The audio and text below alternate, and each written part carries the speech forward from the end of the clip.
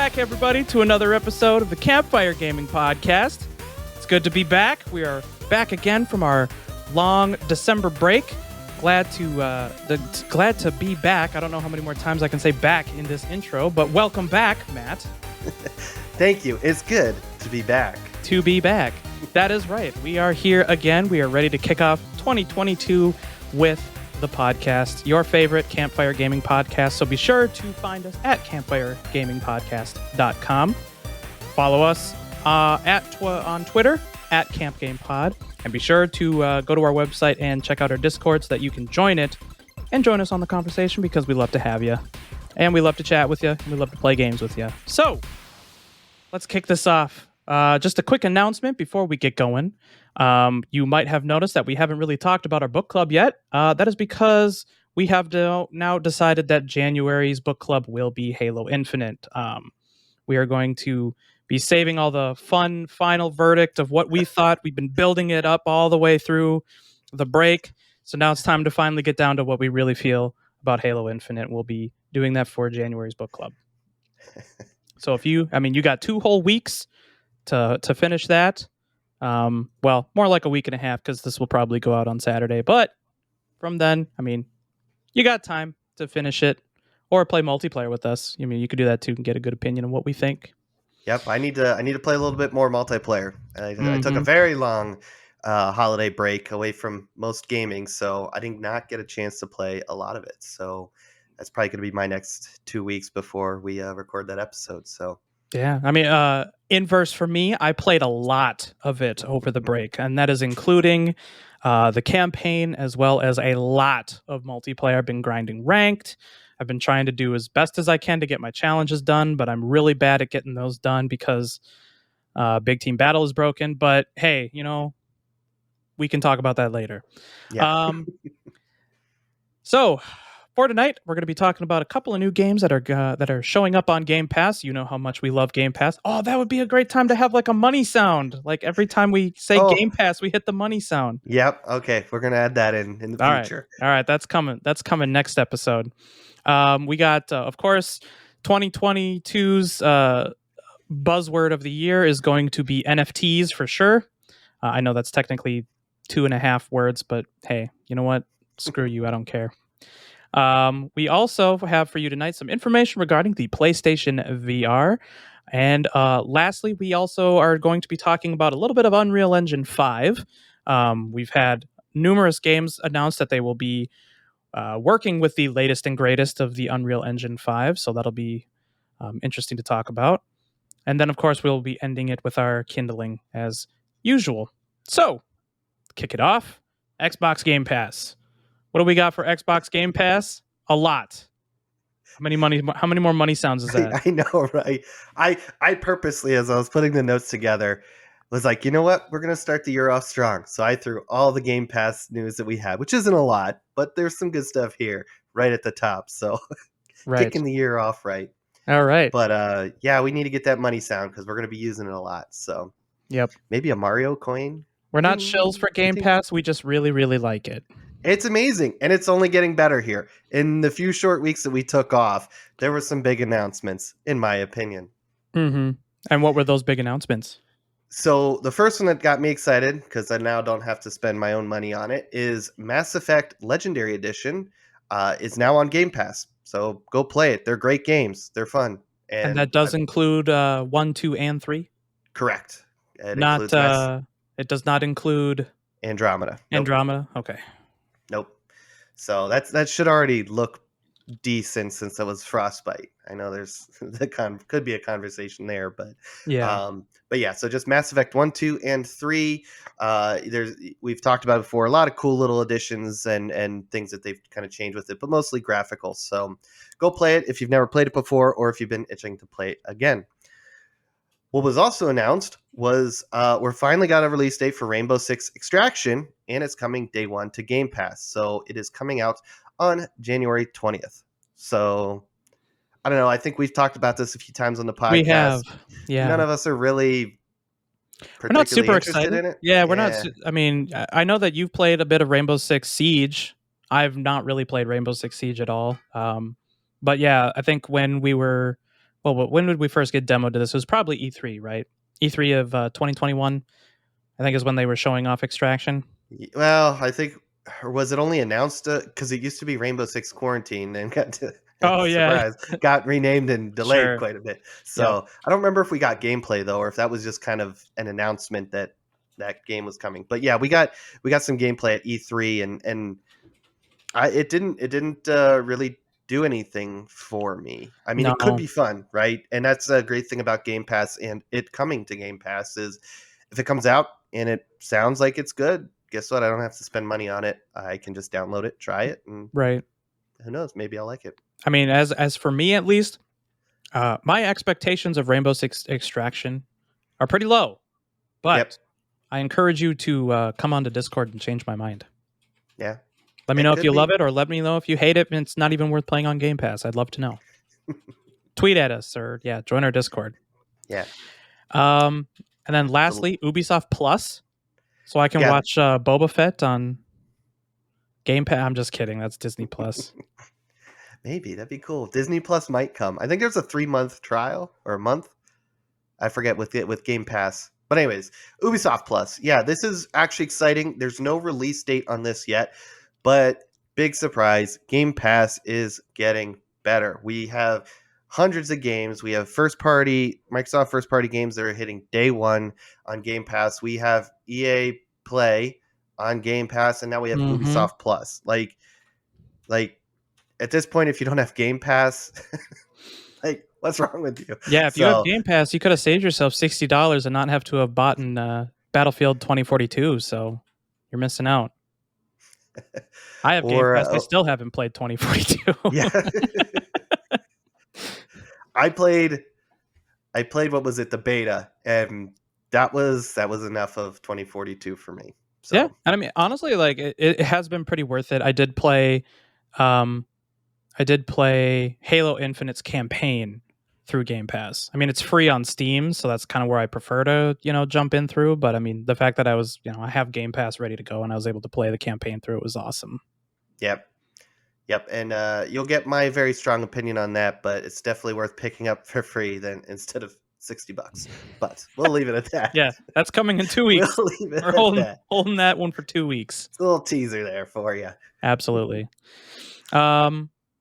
And yeah, I think that's all we have for the Game Pass for now. I'm sure there's going to be. I mean, by the time that this recording goes out, I'm sure there's going to be way more announcements of Game Pass games that are going to be hitting that real soon. So moving on, we knew this was coming. We talked about this for the last like half year, I think, and that is we've been talking about NFTs and their impact to games, and we kind of gave our thoughts earlier last year about what this would actually do, and I think a lot of us were kind of unsure as to how this would go about, other than we were like, okay, I think we were in the mindset that, okay, like I think these AAA developers are probably going to, the very cynical side of us would say, they're going to exploit it. They're going to abuse it. We probably could see some cool stuff out of NFTs, but the asterisk of AAA games are going to be AAA, or AAA companies will be AAA companies. Yep. And I don't know what you think, but I think that that's exactly what is happening already with the start of 2022. What are your thoughts on that? Yeah, and we've done this with some topics in the past. Most notable are like things like shitting on Stadia and talking so much about Game Pass. But I think as I titled it here, I think 2022 is going to be the year of NFTs in the metaverse. You are going to nonstop probably hear us talking about it because this is big. As you pointed out, and I know I've spoken about this on some previous podcasts. I think NFTs are cool and they're going to have some unique uses in the future. But unfortunately, as I also pointed out, and you just said, AAA is going to find a way to exploit it, and I feel we're already starting to get little kind of hints at that, like teases on that. So Absolutely. yeah, again, Starting with, we're well, let's jump into it. Starting off with Ubisoft, right? I think they got kind of slammed over the last week for their announcement of how they're going to be adding in NFTs mhm. in the form of like gun skins or just more. I mean, the idea is that it's going to be mostly cosmetics. Yep. Um, what I still don't really understand is how they're going to do this from game to game. I mean, like if it's going to be isolated to a single game, like say Ghost Recon, um, it, it seems really weird to get invested into NFTs for a Ghost Recon game, mainly because, and maybe this might be a bad take, but I feel like with how disposable AAA games make or AAA companies make their games, where it's just like we're going to pump out this iteration, we're going to invalidate it in a year and a half with our next iteration. So when Ghost Hmm. Recon Breakpoint 2 comes out or something like that, th- are your NFTs going to essentially just drop in value and be worthless? Like, did you spend all that money for an NFT that's now just kind of bunk? Or what do you think about that? I don't know.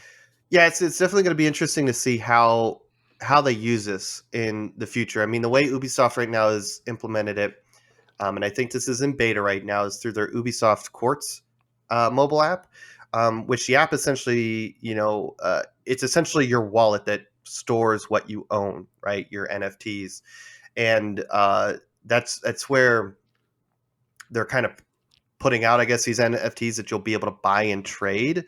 But like, I guess what they could do is say, you own this skin. They would just have, and maybe when, yeah, like you were saying, Breakpoint 2 kind of comes out, they'll say if you already own this skin, it'll work in Breakpoint 2. Which, I mean, as long as they kind of develop the game in a similar fashion, and it's just kind of they kind of implement using skins the same, the same way between games.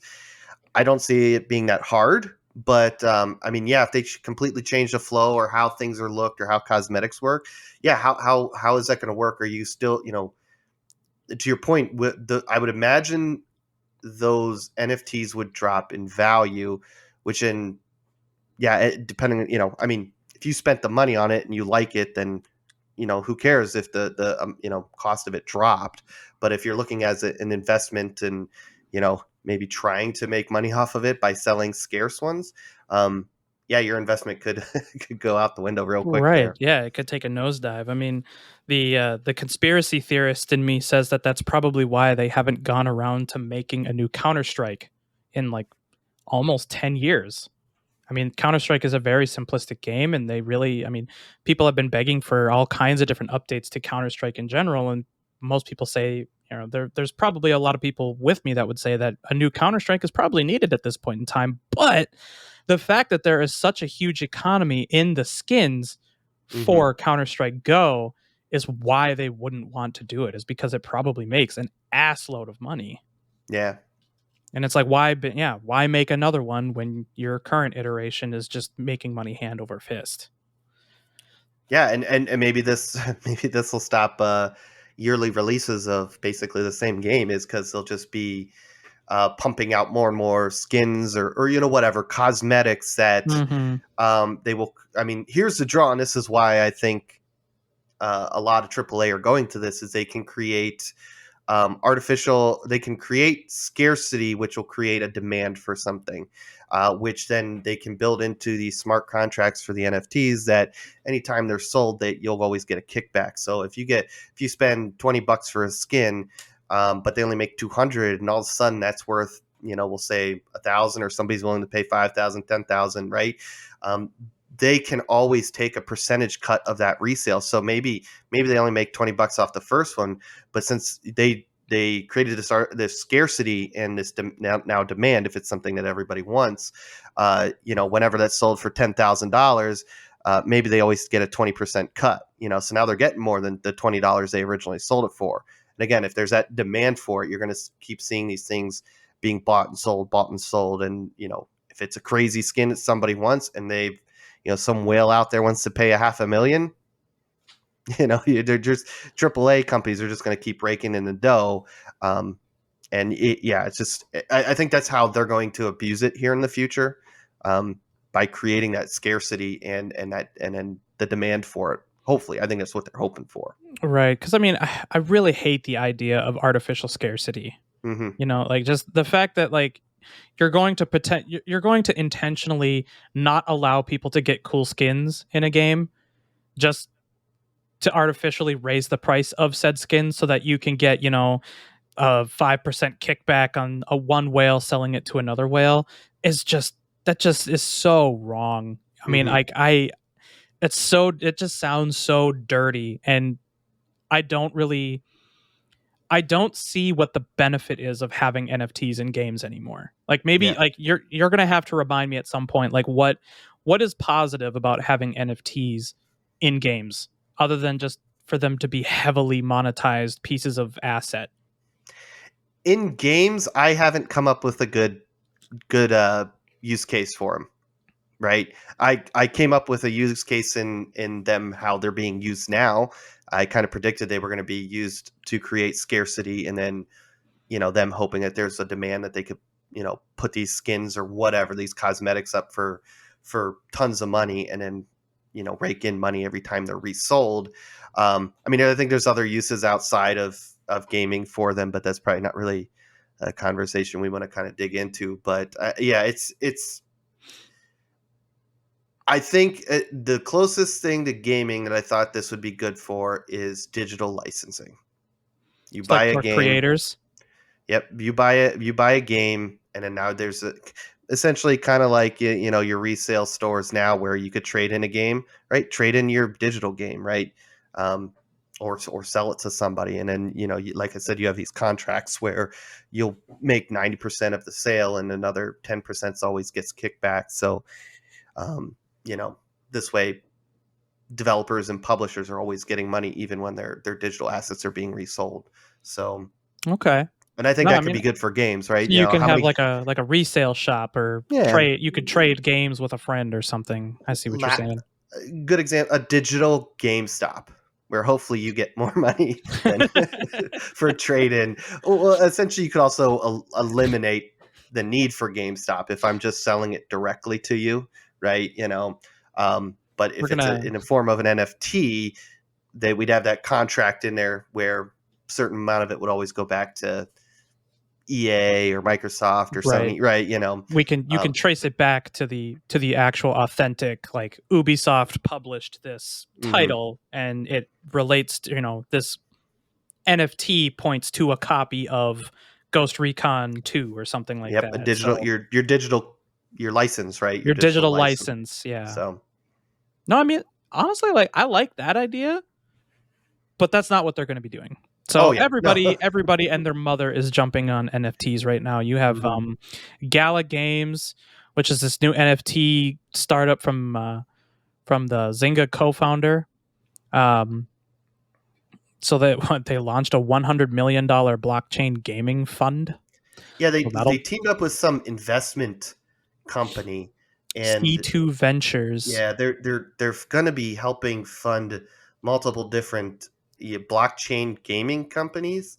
One of which was, oh shoot, did he ever say what it was? What is Peter Molyneux's studio? Because the game is called Um, Legacy. Right? Shoot, I didn't look that up. Look the way I had. Whatever his company is, I think they're part of it. Apparently, I was bad and didn't write that down. yeah, but So they're making an in-game coin. They're making Legacy coin for the game Legacy. yeah, Yeah.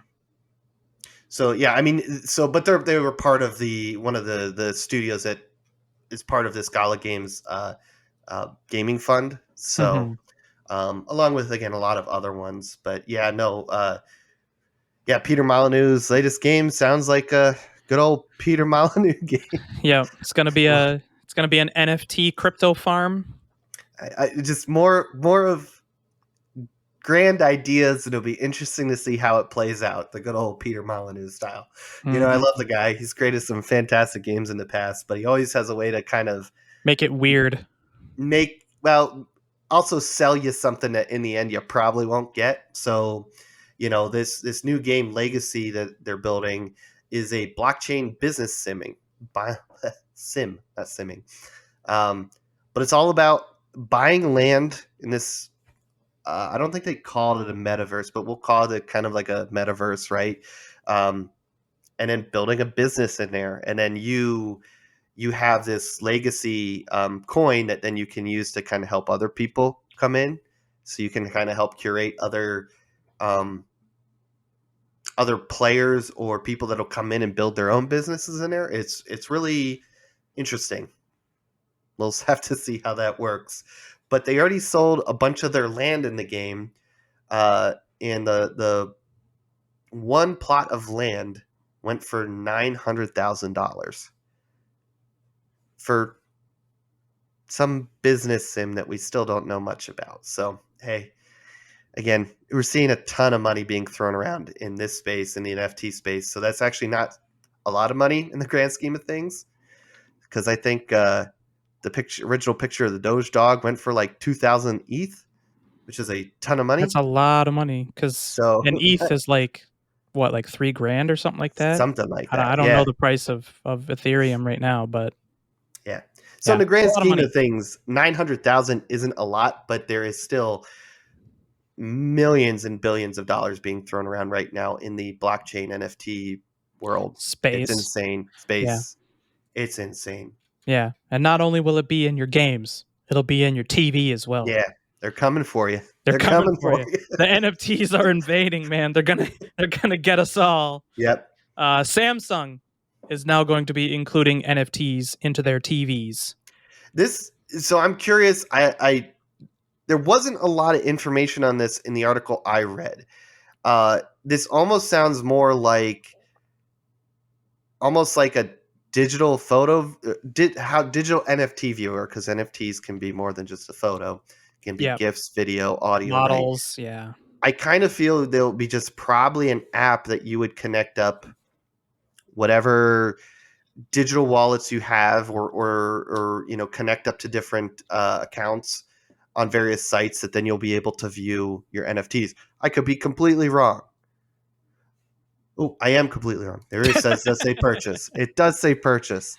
Allows you to So browse, purchase, and display your favorite art yeah, all in one place. there you go. New year, same Matt. Yeah. He has his notes here, and he's still missing. Some things never change, right? Yep. I AAA games or AAA publishers will still be AAA, and Matt will still be.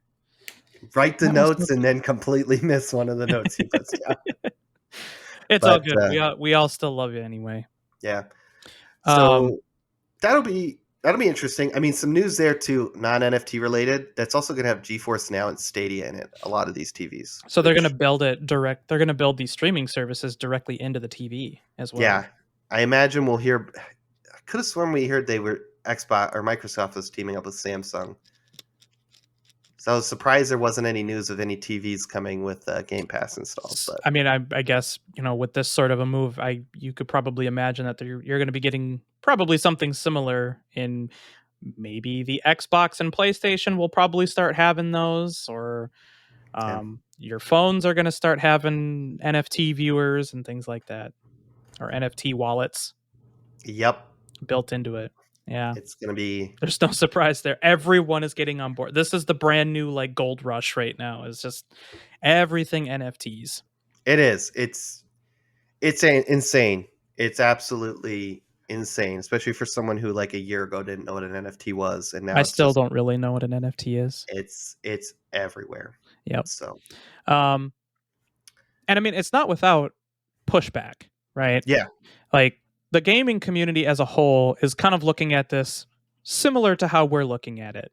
Is that hmm we're looking at this with a very very raised eyebrow, going, what are you planning? yep, And that's kind of what happened when Square Enix announced that they were getting involved with NFTs, blockchain, metaverse, all that sort of stuff. So, um, uh, Yasuke Matsuda created an official letter for the new year.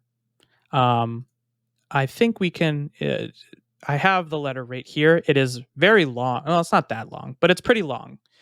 And in it, just he describes how they really like the idea of NFTs, and he understands that there's going to be gamers that are having reservations, but it goes into some really weird stuff where he mentions this whole thing of the whole idea of playing to earn, And he bases this on the fact that there is a section, like a subsection of gamers who play games to contribute. What to, in what way, he doesn't really describe it, but this is what he's getting like railed on for, is that he used the term that he says, quote, I realize some people who, quote, play to have fun, end quote, and who currently form the majority of players have voiced their reservations towards these new trends, and understandably so. And this is where he gets into this whole idea of play to contribute, is that, however, I believe there will be a certain number of people whose motivation is to play, quote, play to contribute, end quote, by which I mean to help make the game more exciting. I don't know what that means. Play, like, to help make the game more exciting, because, like, I mean, you could, that's so unbelievably vague that, like, Mhm. I mean, is that like content creation? Is that like people who do like in-game events or things like that? I mean, their motivation has never been money to do these sorts of things. They did Yeah. this because they liked doing it. Like going back to like the ye olde days of YouTube, right? When people would make, like PvP videos for WoW, or raid videos, or like guides and things like that. They didn't do it because they were making fat dollars like they are today. They did it because they just love the content that much, and the game was that fun that they Mhm. wanted to put in the extra effort because they love the game so much. I feel like this the statement is incredibly, I want to say, tone deaf. It's incredibly tone deaf, Mhm. and that I really don't believe that he really understands that people need another motivation to play to contribute, other than, you know what, like, paying these people for playing the game or something like that. I mean, like, content creators, I mean, we all know that a lot of content creators make an ass load of money for just, either streaming or YouTubing it or something like that. But yeah, I mean, like, there have been people who've been shafted before in content creation, mostly Yeah. like modders, right? Modders, people who make like custom skins and things like that, which they do get paid. I mean, we have Counter-Strike skins who are made by people and they get paid for it. So I don't really know who this is targeted to. Yeah, and I'm wondering if in a I can think very twisted, like a AAA studio. Um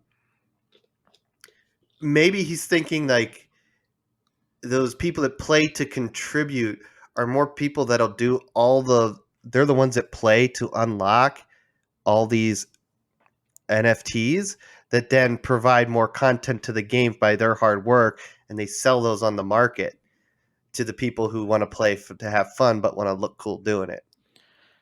Oh yeah, so they're like they're They're the they're ones picking. unlocking all They're, the fun stuff, but they're fueling and building the market of cosmetics. Obviously, could be a lot of different things, but sure, we'll say they're in the cosmetics, right? digital salt mine.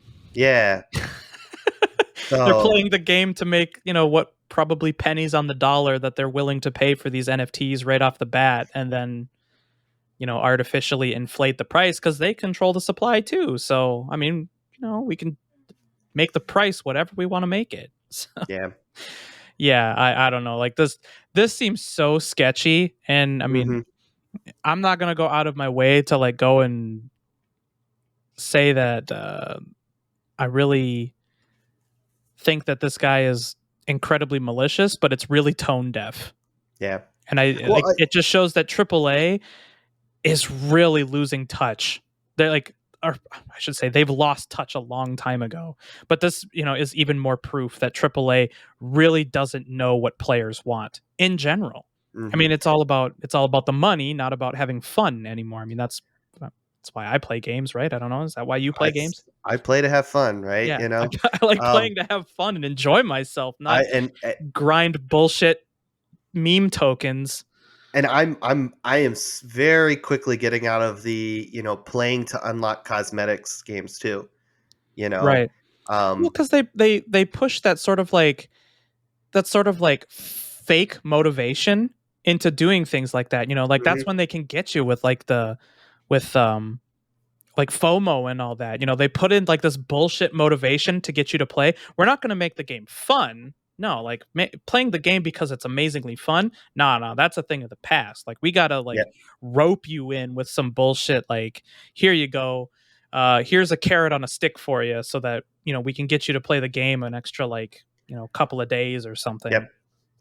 I'm so over all the battle passes and season passes and seasonal events where where there's built-in FOMO and this whole, well, you're just playing the game to unlock the next cosmetic item that's going to go into your.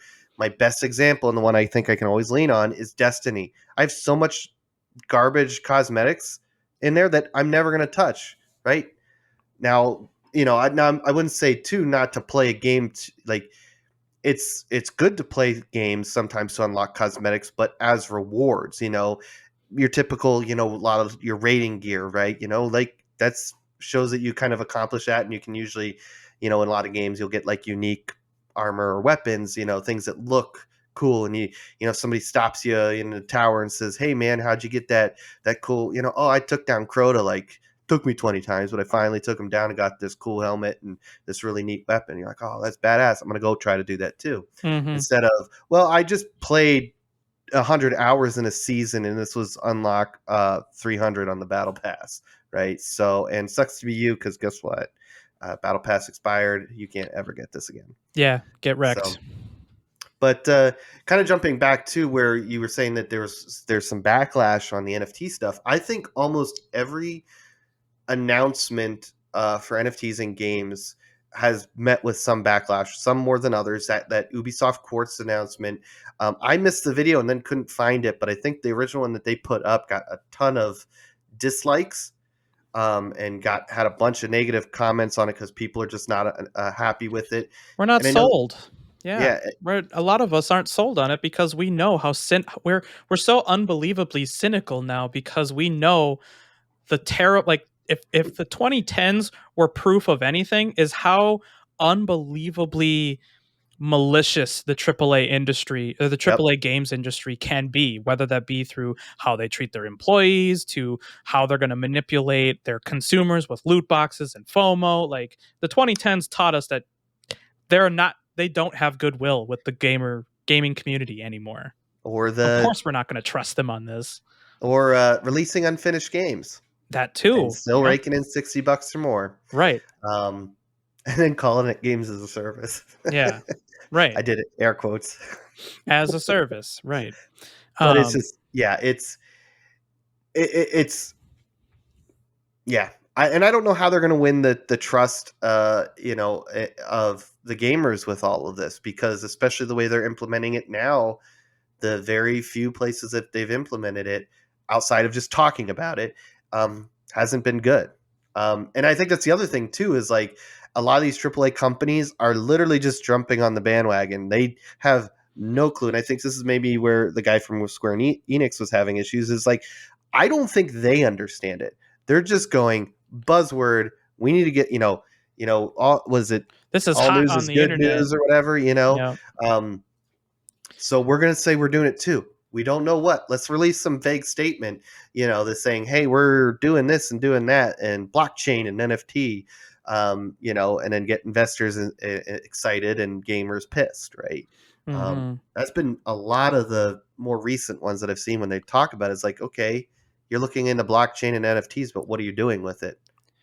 Right. I mean, like Mhm. the only thing I can see this, again, we're just being extra cynical about it is that like the gaming industry hasn't really done a whole lot in the last decade to really push boundaries anymore. And really it's been about monetization models and changing the business structure of how we sell games. Mhm. And it's been to the detriment of a lot of Yeah. games, whether that be from having crowdfunding and not releasing a product on time or ever. I mean, something like Star Citizen, right? I mean, it's still kind of the meme of the decade.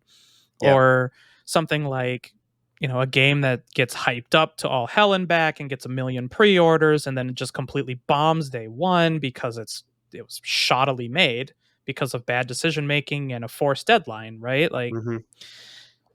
it's or to the fact that they wanted to, shoehorn cosmetics and loot boxes or something into their game.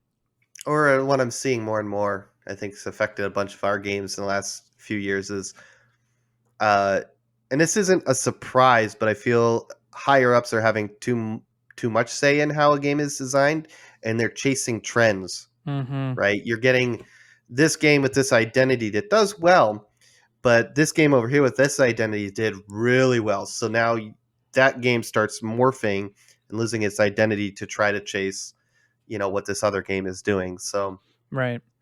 Yep. um, But I yeah, mean, yeah, and yeah, it's now being met with just instant backlash because, of course, we don't trust a lot of these AAA companies to be honest about it and say, hey, like, we think that we really want to make a lot of money off you guys. Like, we're going to spin it in such a way that it's going to sound fun and engaging. And we're going to say all the right buzzwords for you to try and get, rope you into this. But really, all we're after is your wallet. hmm Konami was, another one on our list that we have here that got kind of railed for their announcement of NFTs because, it's Castlevania's 35th anniversary, and people were excited. They were hoping, like, what, new Castlevania game, new, like, any new releases, new information. No, you get NFTs because that's what you want. You want screenshots of a game that you played 35 years ago, or more than likely didn't, considering most of the audience of who would be into stuff like this. yep. Yeah, yeah, you get a tokened screenshot. Big, yeah, big deal.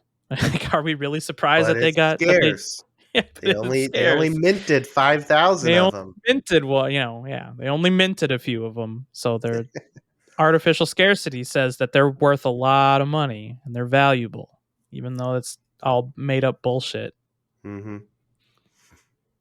Yeah. Yeah, I don't know. Like, the only one that kind of acknowledged this was Sega.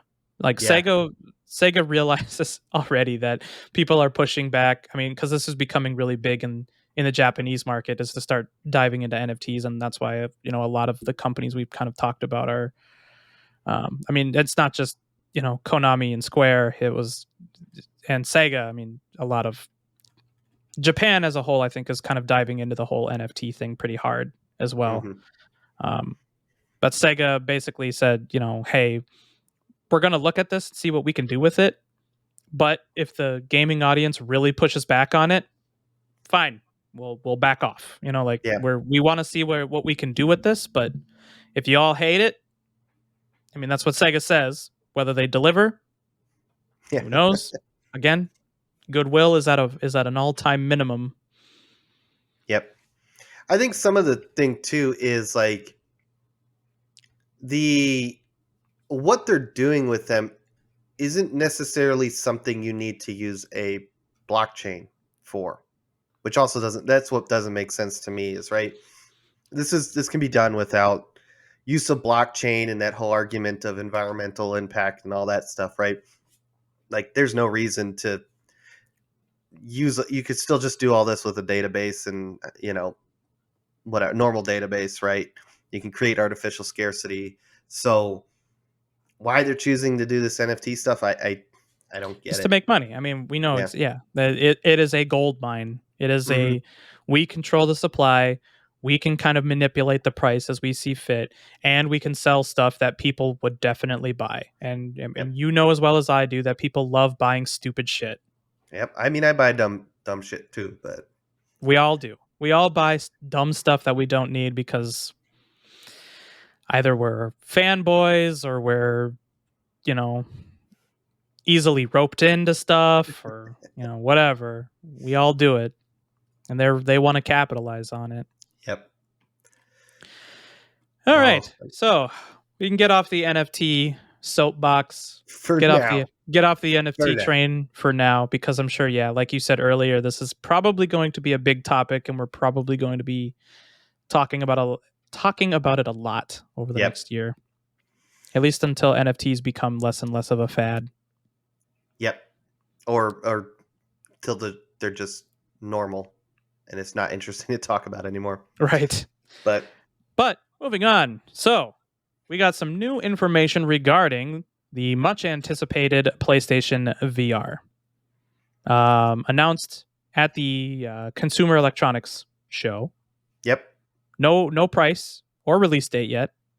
We don't Well, even know what it looks like. the release date is 2022. So it's confirmed, sort of, Yeah, that just we will be no getting like it. hard date, I guess. Yeah. Well, that's easy that if they have to push it back, right? Yep. Yeah. All right. So yeah, that I mean, we got specs is really what we got in the kind of, I'm assuming, what will be flagship game for it when it comes out. But kind of just go down some of the specs that were released for it. This is officially called the PlayStation VR 2. It'll be Very 4K creative name. HDR. Yeah, no, right. 4K HDR display with 110-degree field of view. Nice. Foveated rendering. I believe, don't quote me on this because I'm not an expert on all the different headsets out there. I think this is pretty new and unique to PlayStation VR 2. What that is it's like it's rendering of the image based on eye tracking. So where you're looking, it'll render. I think we'll say kind of like a higher, better resolution. And as it gets out to your peripherals, it doesn't spend as much GPU time rendering all the fine details for that, which is kind of a cool technique.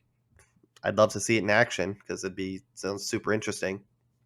But it'll be an OLED display, which will be nice. There's 2K, but basically a 2K per eye resolution. Frame rates will be 90 to 120 hertz, which is good. I think 90 is the lowest you want to go with VR. Otherwise, you start getting a lot of that motion Mm-hmm. sickness stuff.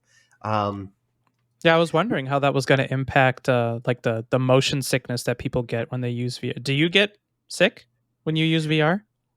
like whenever in my first couple sessions, so like when we were playing Half Life, Alex, Yeah. um, like the first session or two, I had to limit it to like an hour, hour and a half. Like I wasn't getting sick, but you could just tell my brain just, it's different. Yeah, It's trying to adjust. Yeah. it's trying to adjust. Now, once I got a couple sessions in, then I could go for longer periods of time. And anytime I ended my sessions, it was usually because my feet were hurting because I would actually play standing up. With Half Life Alex VR, since you could actually move and all that fun stuff. So Yeah. Yeah. That was a lot of fun. yeah. So hopefully games push 120 hertz, but again, the higher those frame rates, the better for your brain, just smoother. Mm-hmm. Um, Headset based controller tracking. I think this was kind of in the patents, and I think we talked about this before. But basically, there's just going to be cameras in the headset that are going to track both movement in the room and the controllers that you have.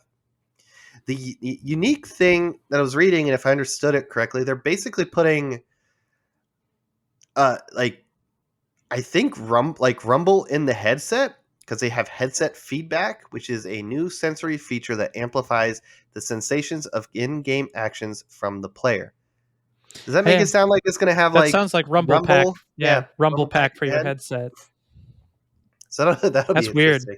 Yeah. You're going to get shot and your head's going to buzz. Yep. All right. Uh, and then eye tracking. So this not only goes hand in hand with that foveated rendering I mentioned, but also now they can use it for any sort of gameplay or UI Right. design that they want to do. Right. With foveated rendering, one of the main benefits that they gathered out of rendering like that, or out of being able to track the eye, like the pupil and where your eye is looking, is that they can start um I don't know if they're going to use like LODs or something like that, but they can also blur out your peripheral vision as you're Hmm. looking around the headset.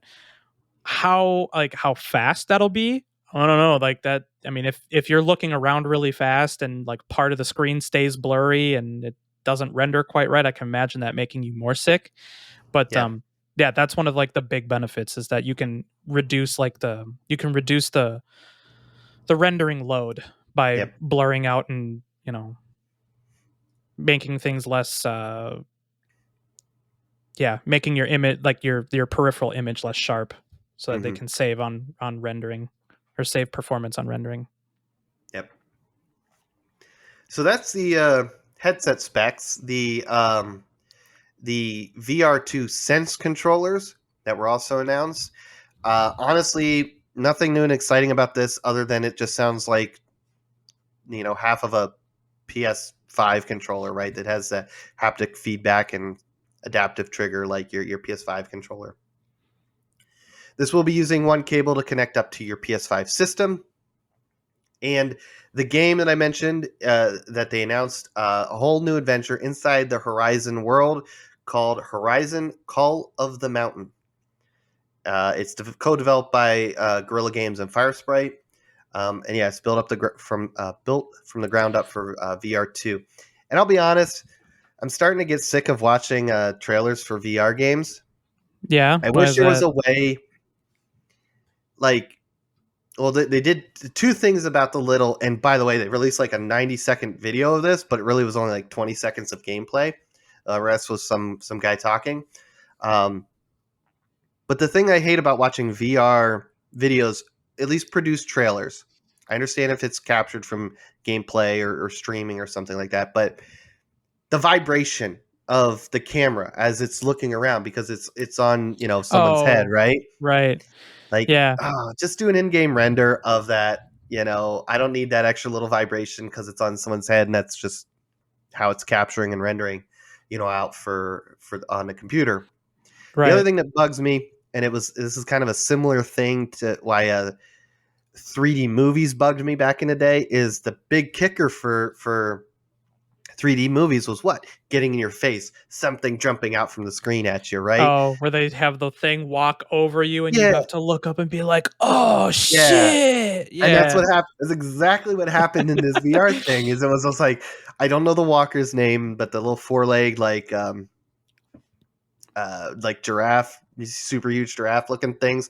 Like one of the feet just came right up over your head, and they're just looking right at that. And I'm less like, Yeah. is there nothing else in this demo, this little clip that we can look at other than the feet coming at you and then over your head?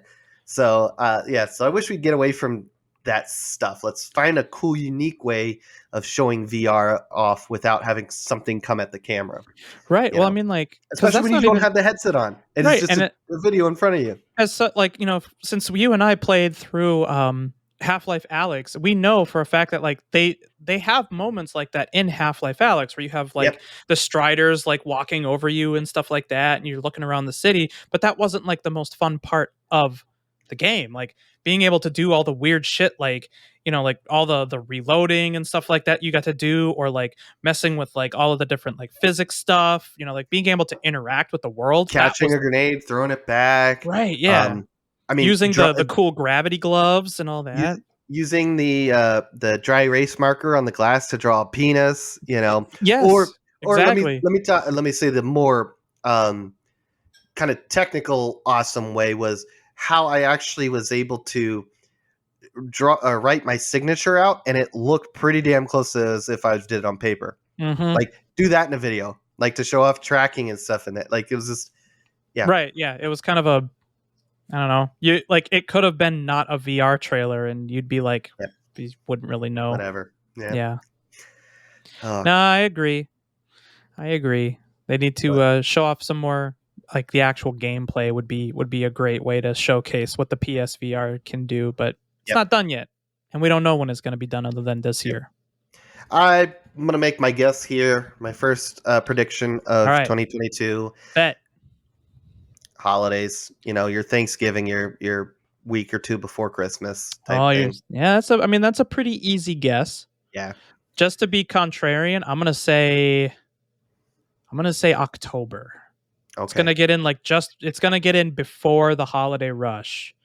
Because I'm wondering if they're gonna try and do anything to kind of mitigate what the disaster of the PS5 release had, where they had no supply of anything, and I think they still don't have supply of PS5s. Yep. Once they get that in order, I think that's when you'll start seeing a release date for this. Yep. Talking about scarcity, I don't know why I thought of this, but Matt's middle of the episode tip: go check stores, physical stores, if you're looking for an Xbox, one of the new Xboxes. They are in a lot of stores now, so may not be online, but they're in stores. So that's Matt's tip. Good tip, Matt. Thanks. Yeah. I'll be sure to think about that when I go and buy a console. All right.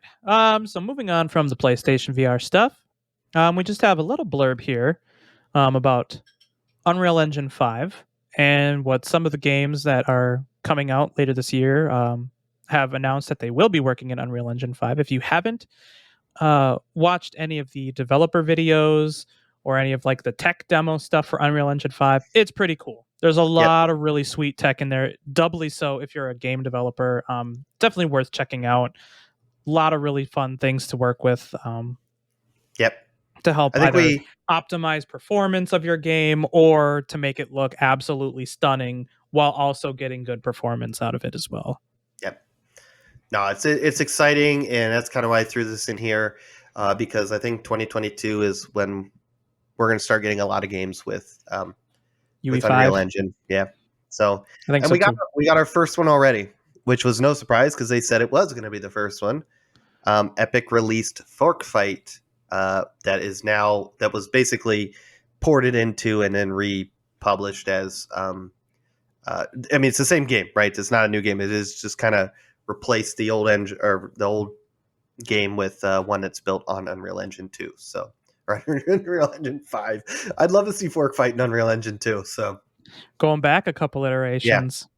But yeah, no, I think that released in December. Whenever Chapter 3 started is whenever the Fork Fight version built on Unreal Engine 5 was released. So, Yep. So congratulations, Fort. I almost said it. I almost said it right. Congratulations, Fork Fight.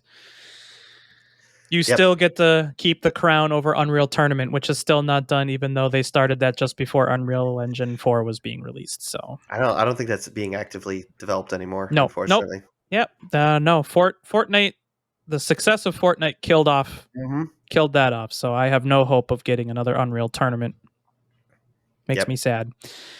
What we also got over the holiday was the Matrix Awakens, an Unreal Engine 5 experience. That's the whole title of it, actually. Did you try this out? Nope, I did not.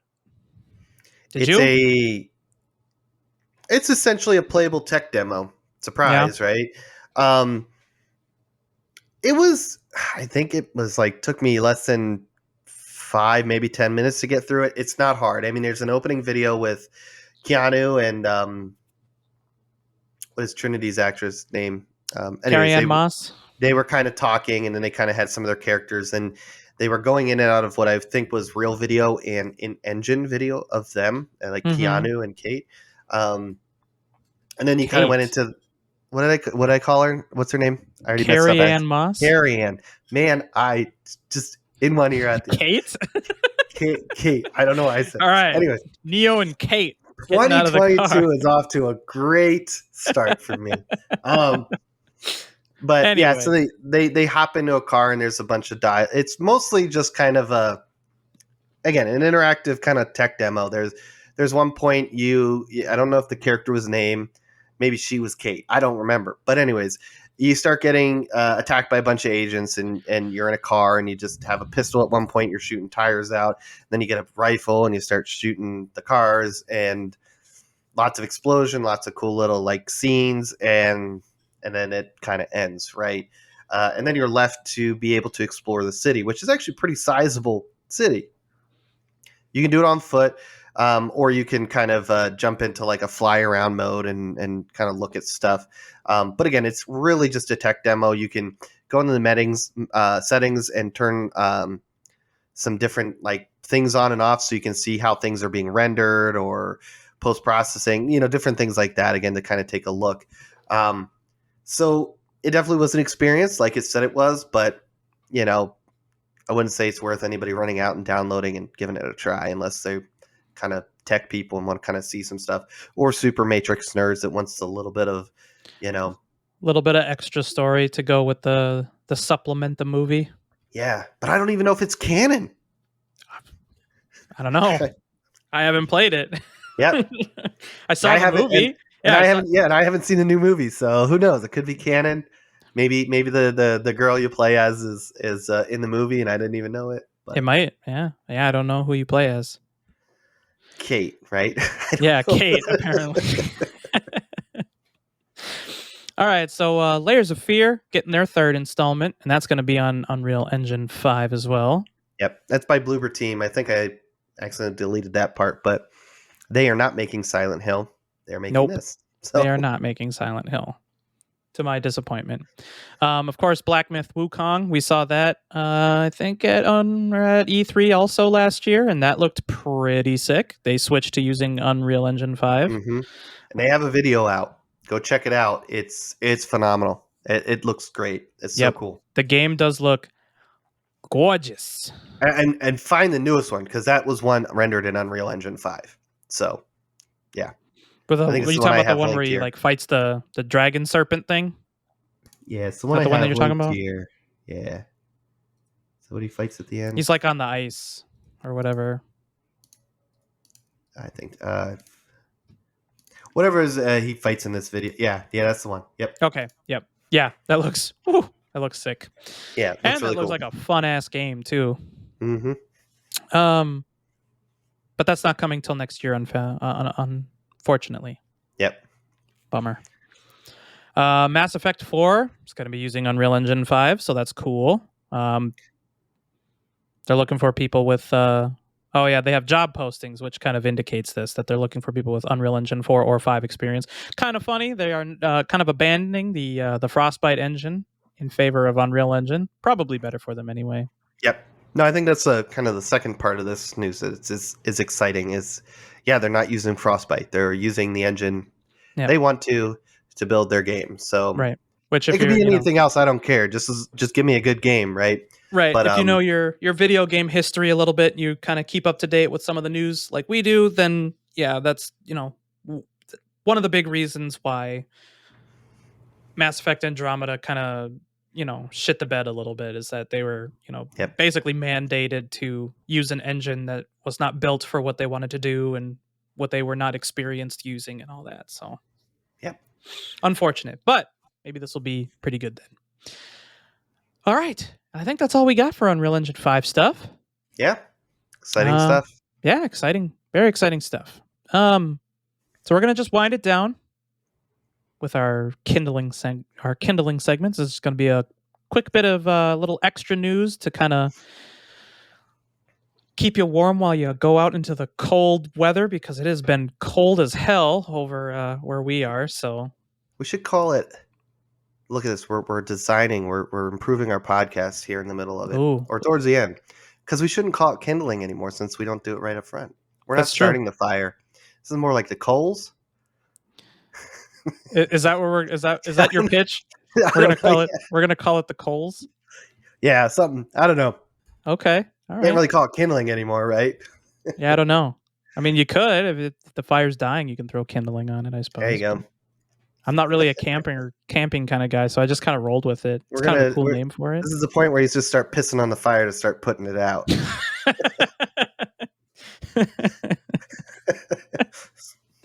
Yep. All right. Cool. This is the pissing section. The pissing section. All right. Let's go into our pissing section. Take-Two by Zynga. Good for them. For a ton of money. Buying all outstanding shares for $12.7 billion. Oh, I wonder about that because I have some shares in Zynga. Yeah. All right. So cool. Midnight Society. That's that if you are kind of living under a rock or you don't know much about your streamers or whatever, that's the studio created by Dr. Disrespect and some Halo and COD developers. I didn't go crazy deep into trying to look, but I didn't see who these ex-COD and Halo developers were. No, I don't know who they actually are, but yeah. I mean, if you watch Dr. Disrespect, you know much about Dr. Disrespect. He's really big into first-person shoot. He's very prominent streamer, really big into first-person shooters. So I think that's probably where they're going to be going with this, seeing as how that they got a lot of COD and Halo developers. More than likely, it's going to be, they're launching a new AAA studio specifically probably to make shooters. Yep. So, and I kind of like the idea. It was actually kind of funny that you brought up Unreal Tournament because the way that was originally being developed, started being developed 8 years ago or whatever it's been now, was from day one, the community was going to be involved. And that's what they're doing, or what they're saying they're going to be doing here, where, what do they call it? Day zero community. Day zero community, right?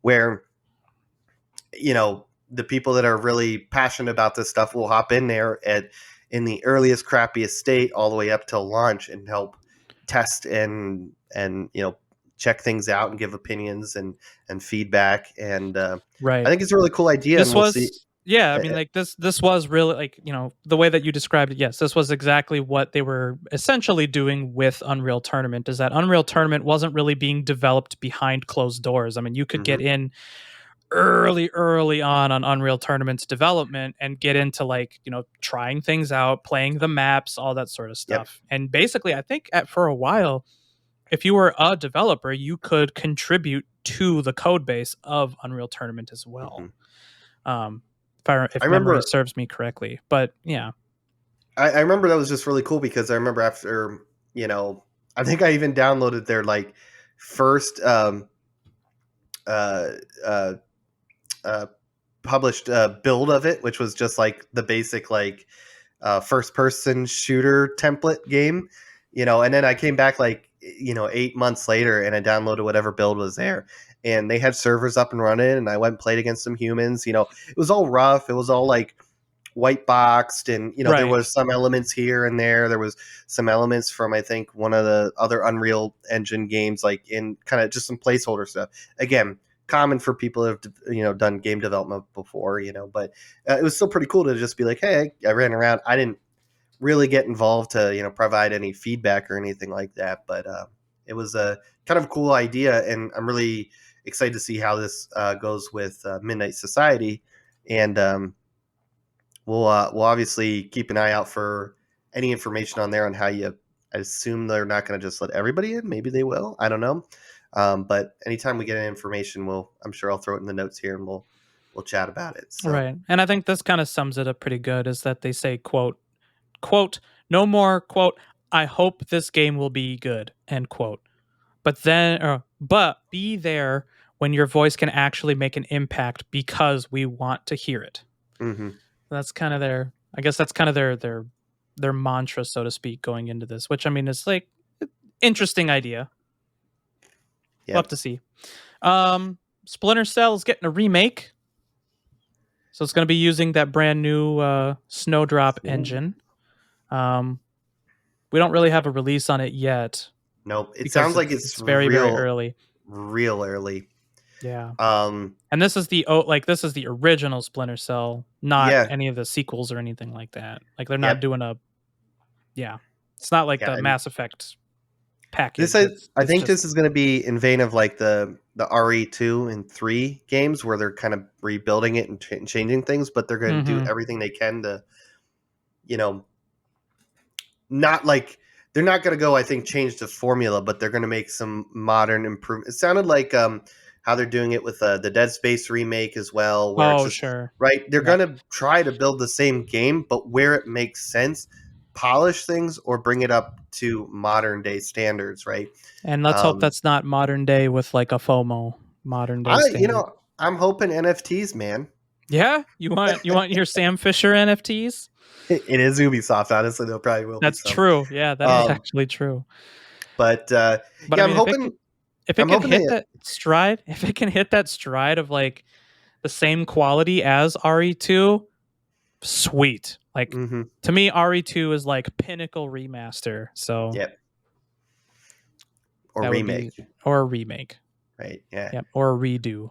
Remaster is just kind of maybe textures and resolution and stuff, right? Right, just like a touch Yeah. up. Yeah, the remake. Yeah. Remake. So that'd be So, cool. And I'm looking forward well, to that because I love Splinter Cell. I really enjoyed the first one. I don't think I ever played the ones after it that much, so I'm I excited to played replay the first one. Yeah, I played Um, up to Chaos Theory. That's kind of think when I stopped. yeah, I think I started. What was the second one? Pandora, something. Splinter Cell It's Pandora. like Was that it? Pandora Tomorrow or something like Was that. that something like that? Like Yeah. it was like But I hope this also means that yeah, they have Pandora another Tomorrow. Splinter Cell game, like a new iteration. Um, so hopefully they have another one of those in the works as well, and that it's not just a remake. Or maybe the I mean, remake is yeah. the kind of maybe they'll use this as kind of reforming the. I don't know if this was a thing, but like the Splinter Cell team, right?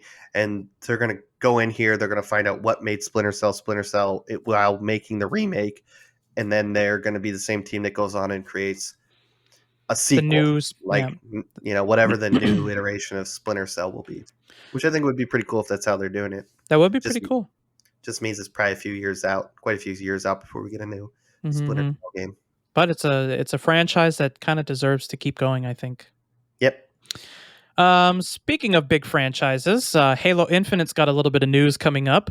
The big team battle is supposedly getting fixed soon. So if you're like me and have been getting a lot of challenges that revolve around big team battle and you haven't been able to complete those because you can't get into any big team battle games, supposedly the strike force that has worked over the break has found the issue. It has gone through their nightly builds and they have not been seeing it. So I suppose within the next couple of weeks, we should see that finally patched.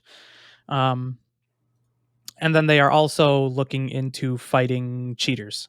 They have acknowledged that this has become a very prominent issue. Well, maybe prominent's a bit dramatic, but it's become an issue, and that people have been voicing it quite a bit, and they are looking into it. Yep.